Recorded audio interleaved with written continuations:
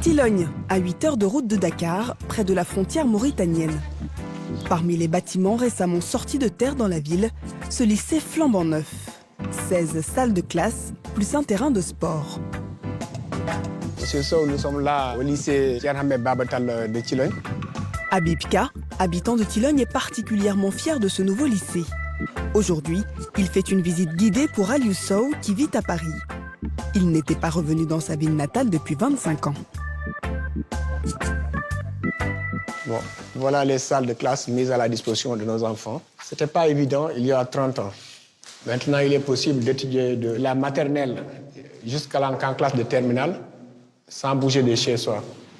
La construction du lycée a coûté plus de 220 millions de francs CFA. Et 30% du budget a été financé par des ressortissants de Tilogne qui habitent un peu partout dans le monde. Au Sénégal, Tilogne, c'est le symbole d'une ville qui se développe à toute allure par l'argent de la diaspora. Ce qui était encore un petit village il y a quelques années est devenu une ville en pleine croissance. Tout ce boulevard, ce sont des immigrés, principalement des Français. Ici, c'est pour un jeune retraité. On ne peut plus parler de village, c'est presque une ville. Ouais. Et la ville ne fait que s'exporter. Ouais. Et avant, c'était des champs. Ah, ouais.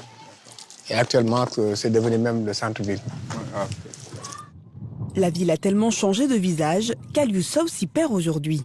J'ai fait toute ma vie en France. Là, maintenant à Tilogne, je ne reconnais rien, alors que quand j'étais tout jeune, je connaissais tout. Une transformation de la ville à laquelle Aliou Sow a lui-même participé. En France, il cotise chaque mois pour le financement de projets de développement à Tilogne.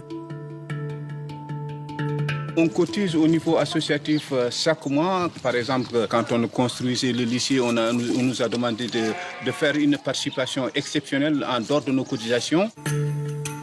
Ces cotisations sont versées à une association qui est ensuite chargée de les investir à Tilogne. Elle s'appelle TAD, Tilogne Association Développement. Aujourd'hui, c'est l'une des associations les plus structurées de la diaspora sénégalaise. Le réseau TAD est présent dans au moins 9 pays. En Europe, c'est la France qui est la section mère. Aux États-Unis, on a une très forte section également. On est présent en Belgique, en Italie, au Cameroun, en Afrique centrale, au Gabon. Mamadou Kane est le représentant du TAD à Dakar.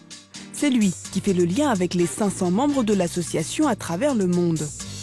Régulièrement, il fait des réunions par Skype pour faire le point sur les projets à financer.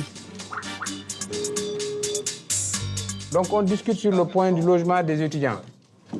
Je disais tout à l'heure que ce qu'on avait décidé, c'était 1,8 million. On avait dit qu'on va l'étudier. Cela fait 40 ans que TAD existe. Et les financements de projets de l'association dans la région de Tilogne sont de plus en plus diversifiés.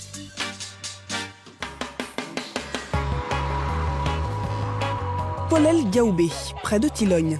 C'est un autre village qui est en train de changer de visage grâce à l'argent investi par les membres de la diaspora. Dans le village, ce château d'eau fait l'objet d'une admiration. C'est lui qui fournit les villageois en eau potable. Et s'il a pu être installé, c'est grâce en grande partie aux cotisations envoyées par des Sénégalais vivant à l'étranger. Ça ravitaille vraiment tous les villageois, toute l'étendue du village, tout le monde en bénéficie. Parce que l'accès de l'eau est partout dans le village. Et ça, nous devons ce merci vraiment aux diaspora. Et grâce encore à la diaspora, Polel Diaoubé aura même bientôt une maternité moderne, tout équipée. Je suis là aujourd'hui pour vous présenter le plan de construction de la maternité. À Polel, il y avait juste un poste de santé où l'infirmière était obligée de faire les autres soins curatifs et aussi les accouchements. Donc, par rapport à la taille de la population, on aimerait que toutes les femmes accouchent dans des structures comme une maternité. Cette maternité à Polel Diaoubé coûtera 12 millions de francs CFA. 90% du montant seront financés par les ressortissants du village vivant à l'étranger.